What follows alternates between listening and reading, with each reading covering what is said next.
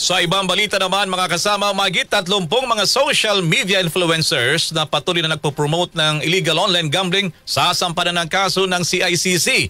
Kasama mo sa balita, Rajuman Gerald Ulip. RMN Live Report.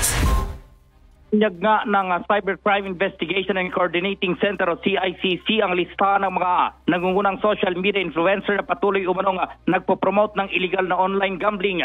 Ayon sa ahensya, mahigit 30 pa na mga influencer o itong mga vlogger ang patuloy na isinasama sa kanilang promotion ang illegal na pagsusugal online. Sinabi ni CICC Undersecretary Aboy Paraiso ng naturang listahan ay ipapasa na nila sa Philippine National Police Anti-Cybercrime Group para sa mas malalim na investigasyon at pagsasampa ng kukulang kaso laban sa mga sangkot na personalidad. Ipapatake down din nila hindi lamang ang mga promotion na video kundi maging ang website at account ng mismong influencer.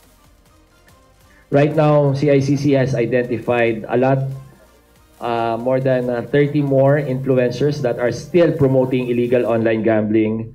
At ito, i-announce natin yung top half ng 30 na yon.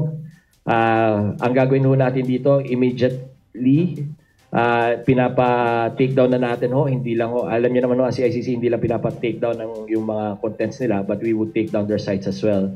At ito ho, hindi na ho tayo makikiusap sa kanila, dire-diretso na ho to. I-file na rin natin at i-endorse na rin natin doon sa PNP-ACG for the appropriate filing of cases.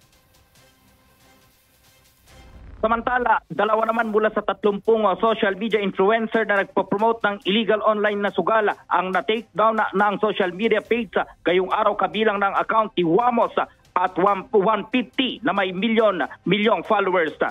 Kasama mo sa DZXL RMN Manila, Rajuman Gerald B. Ulet, Tataka, RMN.